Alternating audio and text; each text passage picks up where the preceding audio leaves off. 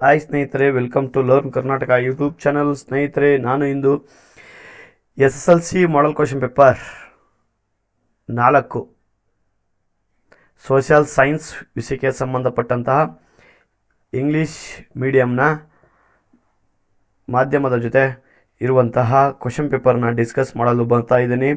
So ನನ್ನೆಲ್ಲ learn Karnataka YouTube channel ವೀಕ್ಷಕರಿಗೆ ಸಂಕ್ರಾಂತಿ ಹಬ್ಬದ ಶುಭಾಶಯಗಳು.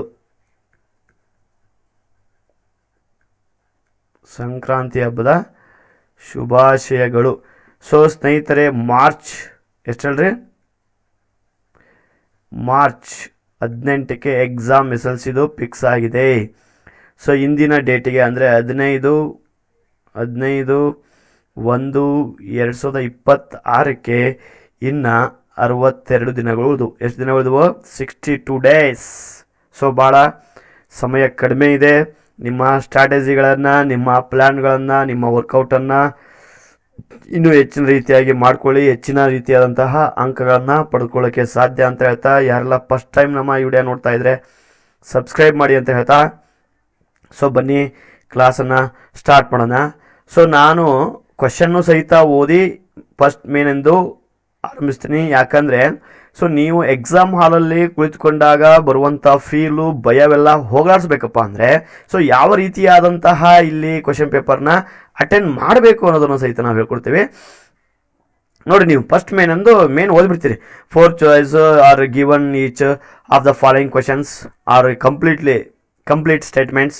Choose the correct answer and write the complete answer along with the its letter of alphabet ಅಂತ ಓದ್ತೀರಿ. Okay, ನಿಮಗೆಲ್ಲ ಗೊತ್ತು. 1 ಪ್ರಶ್ನೆ ಕೊಟ್ಟಿದ್ದೀವಿ, ಕೆಳಗಡೆ 4 ಅಂಕ ಕೊಟ್ಟಿದ್ದೀವಿ. ಅದಕ್ಕೆ ಸುಟೇಬಲ್ ನಿಯರಾದಂತಹ ಪ್ರಶ್ನೆಗೆ ಉತ್ತರವನ್ನು ಬರೀರಿ, ಜೊತೆಗೆ ಅದರ ಆಪ್ಷನ್ನು ಬರೀರಿ ಅಂತ ಹೇಳಿದ್ದಾರೆ. ಸರ್, ಫಸ್ಟ್ ಕ್ವಶನ್ನು ಇದೆ. ಏನಿದೆ? The countries that involved in the cold war. ಯಾವಾಗ? After the second world war. ಇದು ಇಲ್ಲಿ ಬರುವಂಥದ್ದು ಮೇನ್ ಕೀವರ್ಡ್. ಸೊ ನಿಮಗೆ ವರ್ಲ್ಡ್ ವಾರ್ ಪಾಠದಲ್ಲಿ ಬರುವಂತಹ ಪ್ರಶ್ನೆ ಇದಾಗಿದೆ. The countries that involved in the cold war after the second world war were. So ಇಷ್ಟೆಲ್ಲ ಓದ್ಕೊಂಡು ಅರ್ಥ ಮಾಡ್ಕೊಂಡು ಕ್ವಶನ್ಗೆ ನೀವು ಆಪ್ಷನ್ ಕಡೆ ಬರಬೇಕು. ನೀವೆಲ್ಲ ಹೆಂಗೆ ಮಾಡಿಬಿಡ್ತೀರಿ? ದಿ ಕಂಟ್ರೀಸ್ ದಟ್ ಇನ್ವಾಲ್ವ್ಡ್ ಅನ್ನೋಟಿಗೆ ಆಪ್ಷನ್ ಏನು ನೋಡ್ಬಿಡ್ತೀರಿ, ಅದರ ಯುನೈಟೆಡ್ ಸ್ಟೇಟ್ಸ್ ಅಂತ ಕಾಣುತ್ತೆ. ಇನ್ ದ ಕೋಲ್ಡ್ ವಾರ್ ಅಂತ ಓದ್ತೀರಿ, ಅಮೆರಿಕಾ ಆ್ಯಂಡ್ ಚೀನಾ ಕಾಣುತ್ತೆ. ಆಫ್ಟರ್ ದ ನಟಿಗಿನ ಮತ್ತೆ United State of and Japan ಅಂತ ಓದ್ತೀರಿ. ನೋಡ್ರಿ, ನೀವು ಪ್ರಶ್ನೆಯನ್ನು ಕಂಪ್ಲೀಟ್ ಓದಿಕೊಳ್ಳುವವರೆಗೂ ನೀವು ಯಾವುದೇ ಕಾರಣಕ್ಕೂ ಯಾವ ಕಡೆ ಬರುವ ಹಾಗಿಲ್ಲ, ಈ ಒಂದು ಆಪ್ಷನ್ಗಳ ಕಡೆ ನೋಡುವ ಹಾಗಿಲ್ಲ. ಇದು ಫಸ್ಟ್ ರೂಲ್ಸು, ಇದು ತಿಳ್ಕೊಂಬಿಡಿ. ಆಯ್ತಾ? ಪ್ರಶ್ನೆ ಅರ್ಥ ಮಾಡ್ಕೊಳ್ರಿ. First, the countries that involved in the cold war after the second world war ಅಂದರೆ ಸೊ ಸೆಕೆಂಡ್ ವರ್ಲ್ಡ್ ವಾರ್, 2ನೇ ಮಹಾಯುದ್ಧದ ನಂತರ, ಆಫ್ಟರ್ ಅಂತ ಕೇಳಿದಾನೆ. ಕೋಲ್ಡ್ ವಾರಲ್ಲಿ ಇಟ್ ಮೀನ್ಸ್ ಕೋಲ್ಡ್ ವಾರ್ ಅಂದರೆ ನಿಮಗೆ ಗೊತ್ತಿರುವಂಥದ್ದು ಶೀತಲ ಸಮರ ಅಂತ. ಶೀತಲ ಸಮರ. ಆ ಶೀತಲ ಸಮರದಲ್ಲಿ ತೊಡಗಿಕೊಂಡಂಥ ರಾಷ್ಟ್ರಗಳು ಯಾವ್ಯಾವು ಅಂತ ಇಲ್ಲಿ ಅರ್ಥ ಆಯ್ತಾ? ಸೊ ಈ ರೀತಿಯಾಗಿ ನೀವು ಕ್ವಶನ್ ಅನ್ನು ಬಿಡಿಸ್ಕೊಳ್ಬೇಕಾಗುತ್ತೆ. ಈ ರೀತಿಯಾಗಿ ಕ್ವಶನ್ ಅನ್ನು ಬಿಡಿಸ್ಕೊಂಡ್ರೆ ನಿಮಗೆ ಆನ್ಸರ್ ಭಾಳ ಈಸಿ ಆಗುತ್ತೆ. Option A United State of America and China ಅಂತ ಇದೆ. Option B United States of America and Japan ಅಂತ ಇದೆ. Option C United States of America and Soviet Russia ಅಂತ ಇದೆ. Option D Soviet Russia and then China ಅಂತ ಇದೆ. ಇದು right answer. Comment ಮಾಡ್ತೀರಾ ಯಾರು ಆನ್ಸರ್ ಗೊತ್ತಿದ್ರೆ? ಸೊ ನೋಡ್ರಿ, ಆಪ್ಷನ್ ಎ ಅಮೇರಿಕಾ ಮತ್ತು ಚೀನಾ ಅಂತ ಹೇಳುತ್ತೆ, ಇದು ತಪ್ಪು. Option B United State of America ಮತ್ತು ಜಪಾನ್ ಹೇಳುತ್ತೆ, ಇದು ಸಹಿತ ತಪ್ಪು. Option C United State of America and Soviet Russia. ಇನ್ನೊಂದು ಆಪ್ಷನ್ ನೋಡಿ ಡಿ ಇದೆ, ಸೊ ಇದು ಸಹಿತ ತಪ್ಪು. Which is the right answer? Option C is right answer.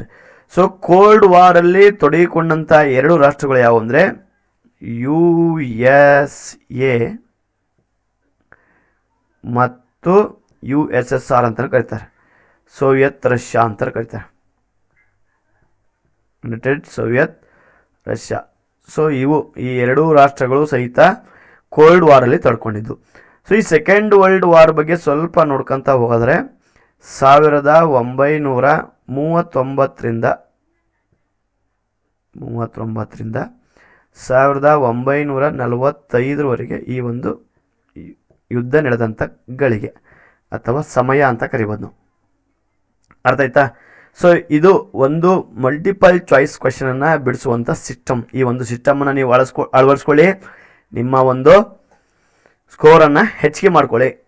Next 2ನೇ question, Maharani of Adinadu a palyapattu give her daughter in marriage to Yaduraya because.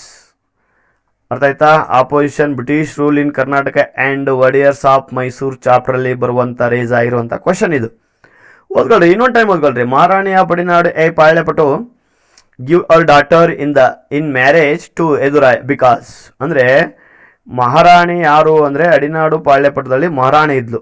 ಅವಳು ತನ್ನ ಮಗಳನ್ನು ಮದುವೆ ಮಾಡಿ ಕೊಡ್ತಾಳೆ. ಯಾರಿಗೆ? ಯದುರಾಯನಿಗೆ. ಏಕೆಂದರೆ ಅಂತ ಇದ್ರದ್ದು ಕ್ವಶನ್ ಅರ್ಥ ಆಯ್ತಾ? Option A, Maharanayaka had ordered Maharani to give her daughter. Mahanayaka ಹೋಗಿ ಮಹಾರಾಣಿಗೆ ಹೇಳ್ತಾನಂತೆ, ನಿನ್ನ ಮಗಳನ್ನ ನನಗೆ ಕೊಡು ಅಂತ. ಆಪ್ಷನ್ ಎ ಹೇಳ್ತಾ ಇರೋದು. Option B, Yaduraya was handsome and her daughter was in love with him. Yaduraya ಭಾಳ ಹ್ಯಾಂಡ್ಸಮ್ ಆಗಿದ್ದ, ಹಾಗಾಗಿ ಅವನ ಮಗಳು ಅವನನ್ನು ಪ್ರೀತಿಸ್ತಾ ಇದ್ಲು ಅನ್ನೋದು ಆಪ್ಷನ್ ಬಿ ಅರ್ಥ. ಆಪ್ಷನ್ ಸಿ ಹೇಳುತ್ತೆ, Chamaraja forced Maharani to give her daughter to Yaduraya. Chamaraja ಹೇಳ್ತಾನೆ, ಮಹಾರಾಣಿ ನಿನ್ನ ಮಗಳನ್ನು ಯಾರಿಗೆ ಕೊಡು? ಯದುರಾಯನಿಗೆ ಕೊಡುವಂತ ಚಾಮರಾಜರು ಹೇಳಿದರು. ಆಪ್ಷನ್ ಡಿ ಏನು ಹೇಳುತ್ತೆ, ಯದುರಾಯ ಕಿಲ್ಡ್ ಮಾರನಾಯಕ ಆ್ಯಂಡ್ ಎಲ್ಪ್ಡ್ ಮಹಾರಾಣಿ. ಅರ್ಥ ಆಯ್ತಾ? ಸೊ ಇದು ಸಹಿತ ರಾಂಗ್ ಆನ್ಸರ್, ಇದು ಸಹಿತ ರಾಂಗು, ಇದು ಸಹಿತ wrong. Which is the right answer? Option D is right answer. ಅರ್ಥ ಆಯ್ತಾ? Next question, the headquarters of the world health organisation is. Head quarters ಅಂದರೆ ಗೊತ್ತಿರಬೇಕು ನಿಮಗೆ, ಕೇಂದ್ರ ಕಚೇರಿ. ಏನಲ್ರಿ? ಕೇಂದ್ರ ಕಚೇರಿ. ಇದು ವರ್ಲ್ಡ್ ಹೆಲ್ತ್ ಆರ್ಗನೈಜೇಷನ್ ಅನ್ನೋದು ನಿಮಗೆ ಕನ್ಫ್ಯೂಸ್ ಆದರೆ ಇದನ್ನು ನೀವು ಸ್ವಲ್ಪ ಶಾರ್ಟ್ ಕಟ್ಟಲ್ಲೇ ಬರ್ಕೊಂಬಿಡ್ರಿ. ಏನಂತ? WHO, world health organisation. ಏನಲ್ರಿ? World health organisation. ಯಾವುದು ಇದರ ಕೇಂದ್ರ ಕಚೇರಿ? ಕೆಳಗಡೆ ಇದ್ದಾವೆ. Option A New York, option B Paris, option C Rome, option D Geneva. Which is right answer? ಗೊತ್ತಿದ್ರೆ ಕಮೆಂಟ್ ಮಾಡ್ತೀರಾ? ಸೊ ನೋಡ್ಬೇಡ, ನೀವೇ ಹೇಳ್ತೀರಿ. ಆಪ್ಷನ್ ಎ ಏನಿದೆ? ನ್ಯೂಯಾರ್ಕ್ ಇದೆ. ಆಪ್ಷನ್ ಎ ನ್ಯೂಯಾರ್ಕಲ್ಲಿ ಇರುವಂತಹ ಹೆಡ್ ಕ್ವಾರ್ಟರ್ಸ್ ಯಾವ ಸಂಘ ಸಂಸ್ಥೆಗೆ ಸಂಬಂಧ ಅಂದರೆ ರಿಲೇಟೆಡ್ ಅಂದರೆ ಯುನೈಟೆಡ್ ನೇಷನ್ ಆರ್ಗನೈಜೇಷನ್, ಈ ಒಂದು ಸಂಸ್ಥೆಯ ಕೇಂದ್ರ ಕಚೇರಿ. ಪ್ಯಾರಿಸ್ ಇದು ಯಾವ ಒಂದು ಸಂಸ್ಥೆಯ ಕೇಂದ್ರ ಕಚೇರಿ? ಇದು ಯುನೆಸ್ಕೋದ ಕೇಂದ್ರ ಕಚೇರಿ. United nation education scientific cooperation, ಇದನ್ನು ನಾವು ಯುನೆಸ್ಕೋ ಅಂತ ಕರಿತೀವಿ. ಅರ್ಥ ಆಯ್ತಾ? ಸೊ ರೋಮ್ ಯಾವ್ದು ರಾಜಧಾನಿ? Food and agriculture organisation.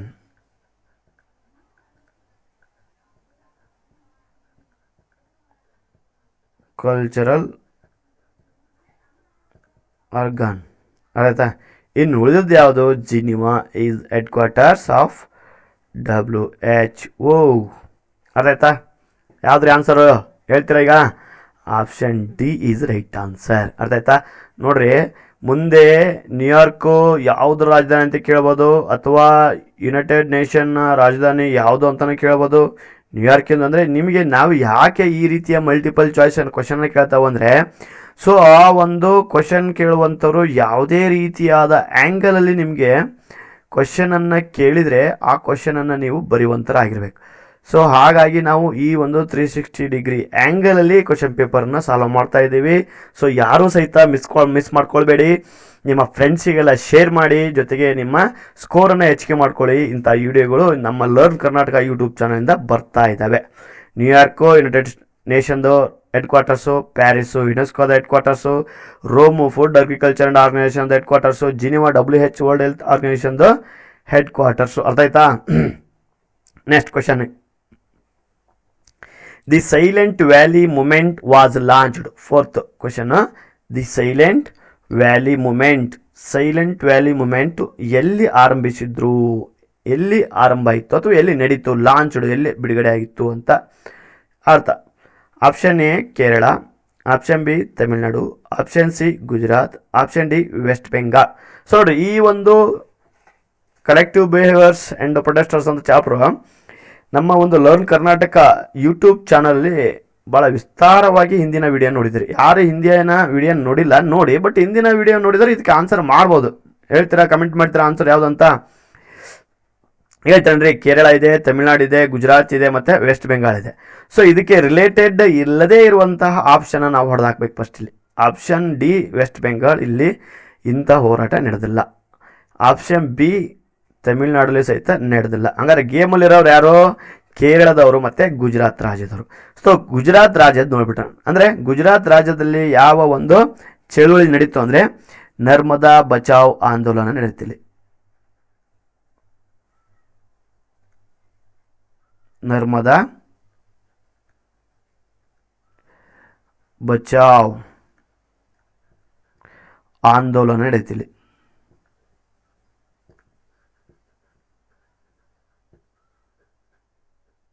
ಅರ್ಥ ಆಯ್ತಾ? ಹಂಗಾರೆ ಕೇರಳದಲ್ಲಿ ನಡೆದಿದ್ದು ಯಾವುದು? Silent Valley movement. ಫೋರ್ತ್ಗೆ ಆನ್ಸರ್ ಯಾವುದು ಅಂದರೆ option A is right answer, Kerala. ನೋಡ್ರಿ, ನೀವು ಮೊದಲು ಕ್ವಶನ್ನ ಬರ್ಕೊಬೇಕು, ಕ್ವಶನ್ ನಂಬರ್ ಬರ್ಕೊಂಡು ಯಾವುದು ಉತ್ತರ ಆ ಉತ್ತರವನ್ನು ಬರ್ಕೊಂಡು ನಂತರ ಅದರ ಉತ್ತರಕ್ಕೆ ಯಾವುದು ಅನ್ನೋದನ್ನು ಬರಿಬೇಕಾಗುತ್ತೆ. Kerala is right answer. ಅರ್ಥಾಯ್ತಾ? ಸೊ ಈ ರೀತಿಯಾಗಿ ನೀವು ಪ್ರಶ್ನೆ ಪತ್ರಿಕೆಯಲ್ಲಿ ಪ್ರತಿಯೊಂದು ಉತ್ತರವನ್ನು ಬರಿಬೇಕಾಗುತ್ತೆ. ಅರ್ಥ ಆಯ್ತಾ? Kerala is right answer. Next fifth, the first iron and steel industries of India was established. The first iron and steel industries ಭಾರತದಲ್ಲಿ ಎಲ್ಲಿ ಸ್ಥಾಪನೆ ಆಯಿತು ಅಂತ ಅರ್ಥ. ಎಸ್ಟಾಬ್ಲಿಷ್ಡ್ ಕ್ವಶನ್ ಅರ್ಥ ಆಯ್ತಾ? ಈಗ ನಾವು ಆಪ್ಷನ್ ಕಡೆಗೆ ಹೋಗೋಣ. ಆಪ್ಷನ್ ಎ ಏನು ಹೇಳ್ತಾ ಇದೆ? ಸೇರಂಪುರ ಅಂತ ಹೇಳ್ತಾರೆ. ಆಪ್ಷನ್ ಬಿ ಸೇಲಂ ಅಂತ ಹೇಳ್ತಾರೆ. ಆಪ್ಷನ್ ಸಿ ಭದ್ರಾವತಿ ಅಂತ ಹೇಳ್ತದೆ. ಆಪ್ಷನ್ ಡಿ ಕುಲ್ಟಿ ಅಂತ ಹೇಳ್ತಾ ಇದೆ. ಸ್ವಲ್ಪ ಇಲ್ಲಿ ನಾವು ನೋಡ್ಕೊತಾ ಹೋಗೋದಾದರೆ ಯಾವ ಒಂದು ಆನ್ಸರ್ ಗೊತ್ತಿದ್ರೆ ಕಮೆಂಟ್ ಮಾಡ್ತೀರಾ? ಕುಲ್ಟಿ ಬಗ್ಗೆ ನೋಡ್ಕೊತಾ ಹೋಗೋಣ. ಸೊ ಇಲ್ಲಿ ಕುಲ್ಟಿಯಲ್ಲಿ 1870ರಲ್ಲಿ ಏನಾಯಿತು? ನಿಯರು ವೆಸ್ಟ್ ಬೆಂಗಾಳದಲ್ಲಿ ಬೆಂಗಾಲ್ ಐರನ್ ಕಂಪನಿ ಲಿಮಿಟೆಡಲ್ಲಿ ಫಸ್ಟ್ ಏನಾಯಿತು? ಐರನ್ ಸ್ಟೀಲ್ ಇಂಡಸ್ಟ್ರೀಸ್ ಸ್ಥಾಪನೆ ಆಯಿತು. ಸ್ಟೀಲ್ ಇಂಡಸ್ಟ್ರೀಸ್ ಅರ್ಥ ಆಯ್ತಾ? ಸೊ ಭದ್ರಾವತಿಯಲ್ಲಿ 1923ರಲ್ಲಿ ಮೈಸೂರು ಸ್ಟೇಟ್ ಎಸ್ಟಾಬ್ಲಿಷ್ ಮಾಡ್ತು iron and steel industries. Okay, Selampura ಅಲ್ಲಿ ಏನಿಲ್ಲ, ಬಟ್ ಸೇರಂಪುರ ಇದೆ. ಏನಿದೆ ಹೇಳ್ರಿ ಸೇರಂಪುರದಲ್ಲಿ? ಫಸ್ಟ್ ಪೇಪರ್ ಇಂಡಸ್ಟ್ರೀಸಲ್ಲಿ ಸ್ಥಾಪನೆ ಆಯಿತು.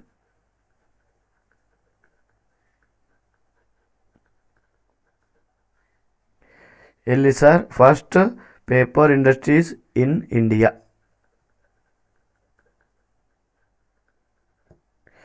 ಯಾವಾಗ? 1840ರಲ್ಲಿ. ಯಾವ ರಾಜ್ಯದಲ್ಲಿದೆ ಸರ್? ಇದು ಸಹಿತ West ಬೆಂಗಾಳದಲ್ಲಿದೆ.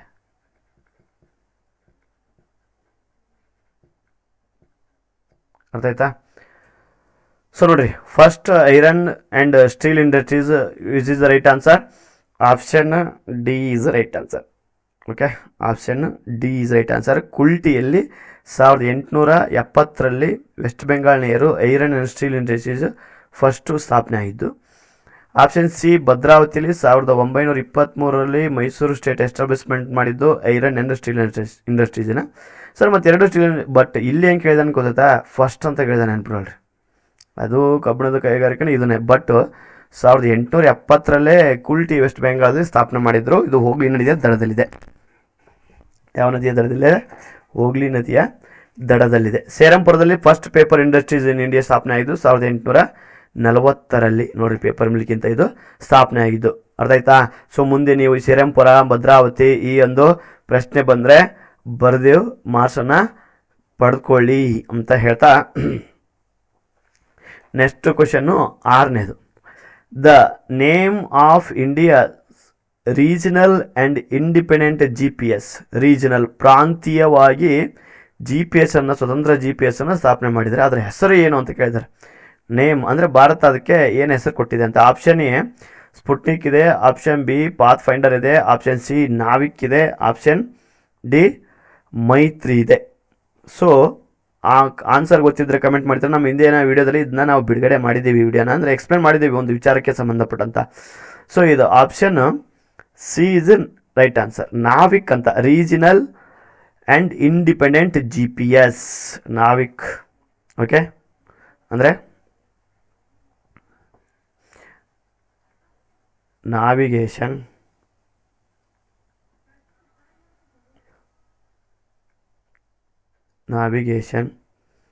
With India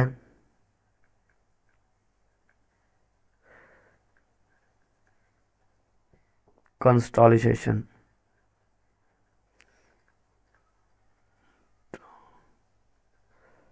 Nation. Okay, so option C is right answer. ಅದಾಯ್ತಾ?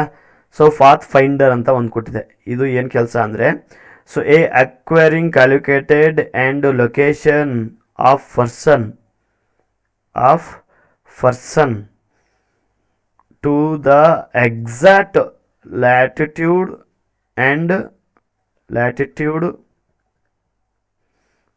ಮತ್ತು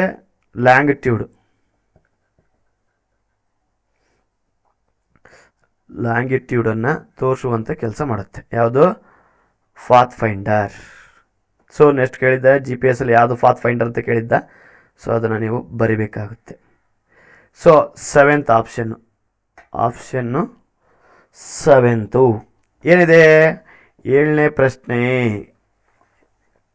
the amendment of our constitution which has made provision for the union panchayat raj system. ನೋಡ್ರಿ, ದಿ ಅಮೆಂಡ್ಮೆಂಟ್ ಅಂತ ಕೇಳಿದಾನೆ. ಇಲ್ಲಿ ಎಂತ ಕೇಳಿದಾನೆ? ಅಮೆಂಡ್ಮೆಂಟ್ ಅಂತ ಕೇಳಿದಾನೆ. ಸೊ ಅಮೆಂಡ್ಮೆಂಟ್ ಅಂದರೆ ನಿಮಗೆ ಗೊತ್ತಿರಬೇಕು, ತಿದ್ದುಪಡೆ ಅಂತ. ಏನಂತ ಹೇಳ್ರಿ? ಅಮೆಂಡ್ಮೆಂಟ್ ಅಂದರೆ ತಿದ್ದುಪಡೆ. ಸೊ ತಿದ್ದುಪಡೆ. ಸೊ ನೋಡ್ರಿ, ಈ ಒಂದು ಅಮೆಂಡ್ಮೆಂಟ್ ಬಗ್ಗೆ ಇಟ್ ಮೀನ್ಸ್ ಆರ್ಟಿಕಲ್ಸ್ ಮತ್ತು ಅಮೆಂಡ್ಮೆಂಟ್ಗಳ ಬಗ್ಗೆ ನಾವು ಸಂಪೂರ್ಣವಾದಂಥ ಒಂದು ವಿಡಿಯೋ ಮಾಡಿದ್ದೀವಿ. ಆ ವಿಡಿಯೋವನ್ನು ಯಾರು ನೋಡಿದ್ದಾರೆ ಅವರು ಅಂತ ಇದಕ್ಕೆ ಪಟ್ ಅಂತ ಉತ್ತರ ಹಾಕಿಬಿಡ್ತಾರೆ. ಸೊ ಇದು ಕ್ವಶನ್ ಏನು ಹೇಳ್ತಾ ಇದೆ? Amendment of our constitution provision ಮಾಡಿದೆ ಯೂನಿಫಾರ್ಮ್ ಪಂಚಾಯತ್ ರಾಜ್ ಸಿಸ್ಟಮ್, ಅಂದರೆ ದೇಶದಲ್ಲಿ ಏಕರೂಪ ಪಂಚಾಯತ್ ರಾಜ್ ವ್ಯವಸ್ಥೆಯನ್ನು ಜಾರಿ ಮಾಡೋಕ್ಕೆ ಒಂದು ಅಮೆಂಡ್ಮೆಂಟ್, ತಿದ್ದುಪಡಿಯನ್ನು ಮಾಡಿದ್ದಾರೆ ಸಂವಿಧಾನ. ಆ ಒಂದು ತಿದ್ದುಪಡಿ ಯಾವುದು? ಸೊ ಇದು ರೂರಲ್ ಡೆವಲಪ್ಮೆಂಟ್ ಚಾಪ್ಟರ್ಲಿ ಬರುವಂಥದ್ದು question. Option A 42 amendment, option B 46th amendment, option C 73rd amendment, option D 78 amendment. Which is right answer? Comment ಮಾಡಿದ್ರ? ನಮ್ಮ ಹಿಂದಿನ ವಿಡಿಯೋವನ್ನು ಯಾರು ನೋಡಿದಿರಿ ಈ ಒಂದು ಪ್ರಶ್ನೆಗೆ ನೀವು ಉತ್ತರವನ್ನು ಭಾಳ ಈಸಿಯಾಗಿ ಕೊಡಬಹುದು. ಅರ್ಥ ಆಯ್ತಾ? ಅಮೆಂಡ್ಮೆಂಟು ಯಾವ್ದು ಹೇಳ್ರಿ? 73rd amendment is the right answer. ಏನು ಹೇಳ್ರಿ? Amendment 73rd. ಸರ್ ಯಾವಾಗ ಮಾಡಿದ್ ಸರ್? ಇಂಡಿಯನ್ ಗೋರ್ಮೆಂಟು 1993ಯಲ್ಲಿ ಯೂನಿಫಾರ್ಮ್ ಪಂಚಾಯತ್ ರಾಜ್ ಸಿಸ್ಟಮನ್ನು 73rd ಅಮೆಂಡ್ಮೆಂಟ್ ಮೂಲಕ ಅನುಷ್ಠಾನ ಮಾಡಿತು. ಆ ಒಂದು ಸಿಸ್ಟಮಲ್ಲಿ 3 ರೀತಿಯಾದಂತಹ ವ್ಯವಸ್ಥೆಯನ್ನು ಪರಿಚಯ ಮಾಡಿತು. 3 ಟೈಪ್ಸ್ ಅಂತ ಕರಿತೇವೆ ನಾವು, ಹೌದಾ? ಅಂತಹ 3 ಟೈಪ್ಸ್ ಯಾವ ಹೇಳ್ರಿ?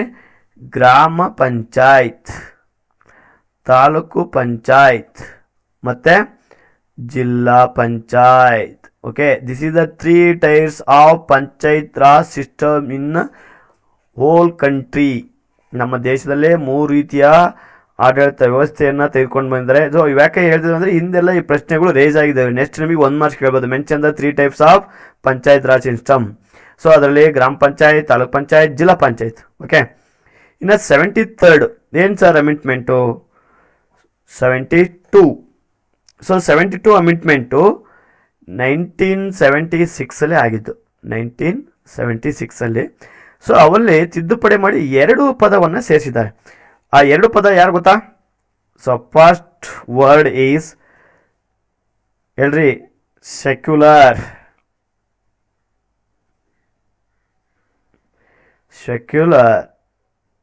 ಮತ್ತೆ ಸೋಷಲಿಸ್ಟ್.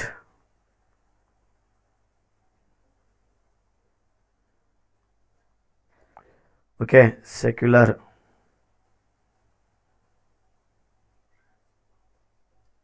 ಮತ್ತು ಸೋಷಲಿಸ್ಟ್ ಅನ್ನೋ ಪದವನ್ನು 1976ರಲ್ಲಿ 42 ಅಮೆಂಡ್ಮೆಂಟ್ ಮೂಲಕ, ಅಂದರೆ 42ನೇ ವಿಧಿಯನ್ನು ತಿದ್ದುಪಡಿ ಮಾಡೋದ್ರ ಮೂಲಕ ಸೇರಿಸಿದ್ರು.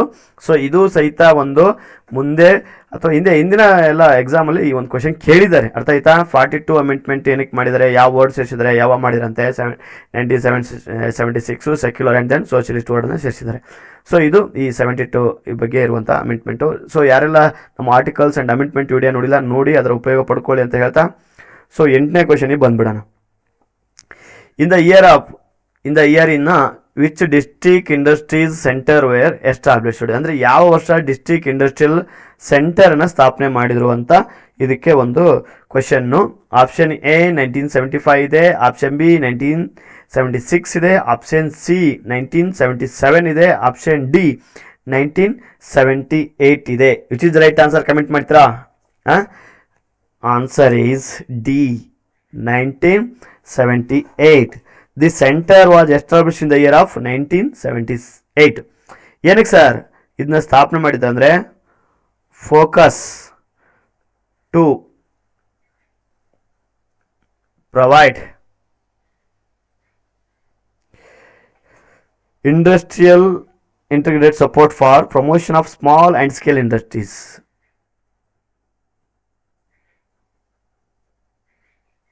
And small scale industries.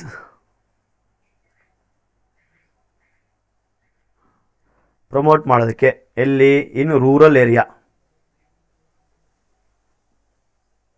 Okay, rural ಏರಿಯಾದಲ್ಲಿ ಇದನ್ನ ಒಂದು ಪ್ರಮೋಟ್ ಮಾಡೋದಕ್ಕೆ ಮಾಡುವಂಥದ್ದು. ನೋಡ್ರಿ, ಒಂದೇ ಮೇನಲ್ಲಿ ನಾವು 1ರಿಂದ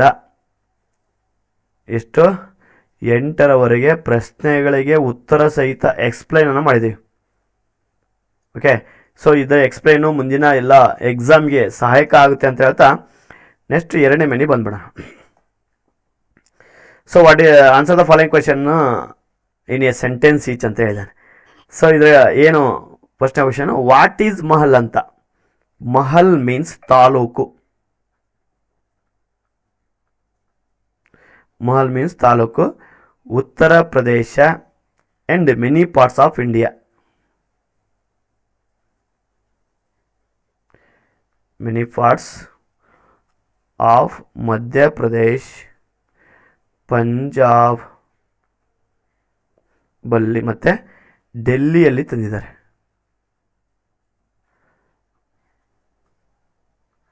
ಓಕೆ, ಯಾರು sir? R.M. Bird.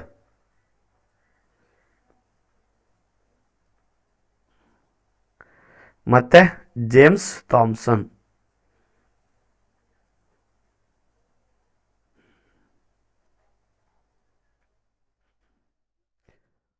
Thomson. Okay. So what is Mahal? Mahal means taluk.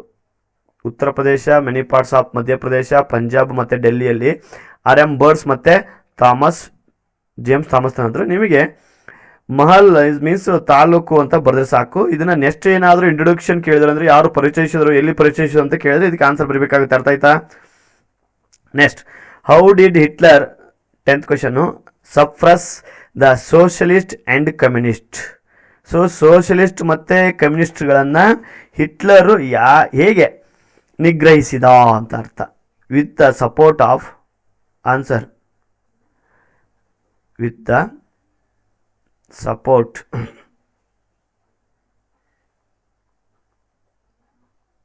Of industrialist.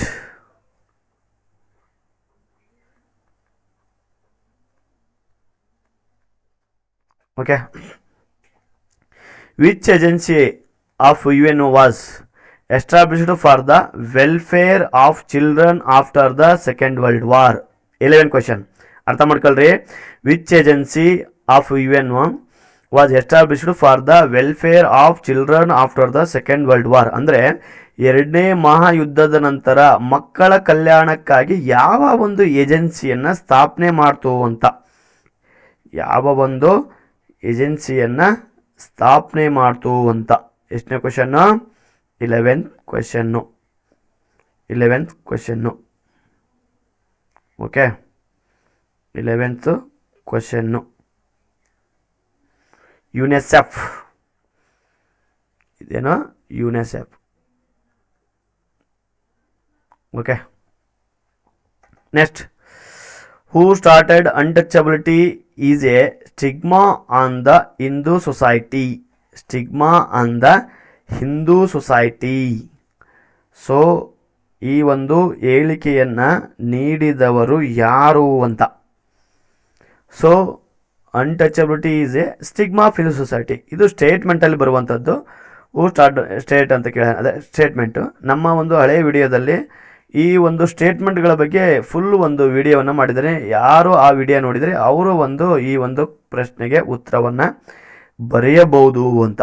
ಯಾರು ಹೇಳ್ರಿ? ಹೇಳ್ತೀರಾ? ಯಾರು ಹೇಳ್ರಿ? ನಿಮಗೆ ಗೊತ್ತಿರುತ್ತೆ. Mahatma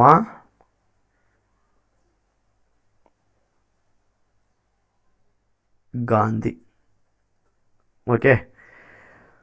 13th, Prohibition of Prenatal Gender Discrimination Test Act is implemented. Why? So Prohibition of Prenatal Gender Discrimination test act ಅನ್ನು ಯಾಕೆ ಸ್ಥಾಪನೆ ಮಾಡಿದ್ರು ಅಂತ. ಪ್ರಸವ ಪೂರ್ವ ಲಿಂಗ ತಾರತಮ್ಯ ಕಾಯ್ದೆ. ಸೊ ಇದನ್ನ to prevent female foeticides, to prevent female ಫೋರ್ಟಿಸೈಡ್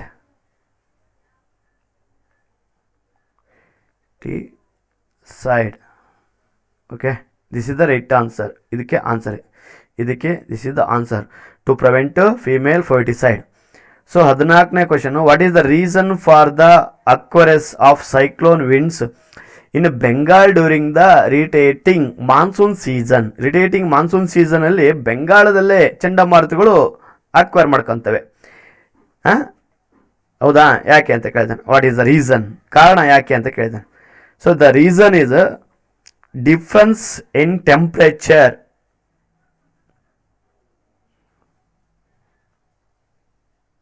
Difference in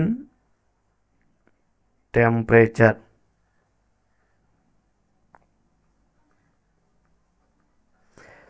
And pressure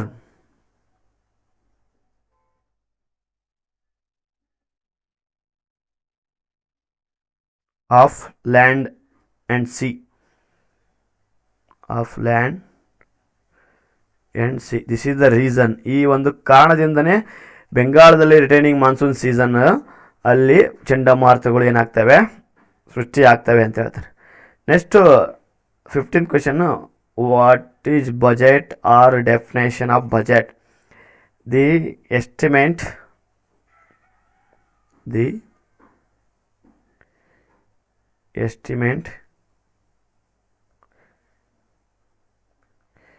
estimated list of the income and expenditure.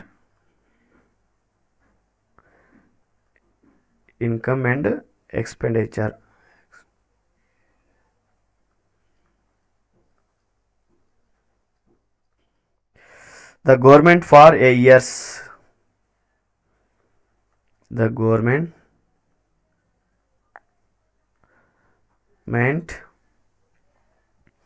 for a years is called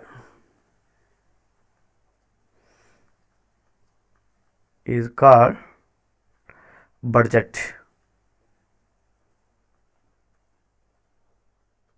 okay, ಒಂದು ವರ್ಷಕ್ಕೆ ಸರ್ಕಾರ ತನ್ನ ಆದಾಯ ಮತ್ತು ವೆಚ್ಚವನ್ನು ಪ್ರಸ್ತುತಪಡಿಸುವುದೇ ಬಜೆಟ್ ಅಂತ ಹೇಳ್ತಾನೆ. So last question of the session, I want 16th to build a house in future to save money from now on. What type of a bank account I need to open? ನಾನು ಫ್ಯೂಚರಲ್ಲಿ ಭವಿಷ್ಯದಲ್ಲಿ ಒಂದು ಮನೆ ಕಟ್ಟಬೇಕು ಅಂತ ಅಂದ್ಕೊಂಡಿದ್ದೀನಿ. ಹಾಗಾದರೆ ನಾನು ಹಣವನ್ನು ಉಳಿತಾಯ ಮಾಡಬೇಕಂತ. ಹಾಗಾದರೆ ನೀವು ಹೇಳ್ತಿರಲ್ಲ, ಯಾವ ಒಂದು ಬ್ಯಾಂಕ್ ಅಕೌಂಟನ್ನು, ಟೈಪ್ಸ್ ಬ್ಯಾಂಕ್ ಅಕೌಂಟನ್ನು ತೆರೆದ್ರೆ ನನಗೆ ಈ ಒಂದು ಪ್ಲ್ಯಾನನ್ನು ಸಕ್ಸಸ್ ಆಗ್ಬೋದು ಅಂತ. ಸೊ ನಮ್ಮ ಹಳೆಯ ವಿಡಿಯೋದಲ್ಲಿ ಇದರ ಬಗ್ಗೆ ಎಲ್ಲವನ್ನೂ ಸಹಿತ ನಾವು ವಿವರಣೆ ಮಾಡಿದ್ದೀವಿ. ಸೇವಿಂಗ್ ಅಕೌಂಟ್ ಅಂದರೆ ಏನು, ಕರೆಂಟ್ ಅಕೌಂಟ್ ಅಂದರೆ ಏನು, ರಿಕರಿಂಗ್ ಡೆಪಾಸಿಟ್ ಅಕೌಂಟ್ ಅಂದರೆ ಏನು, ಅರ್ಥ ಆಯ್ತಾ?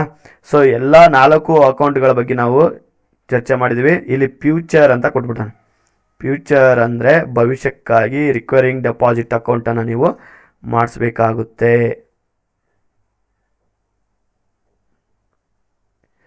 Recurring deposit account.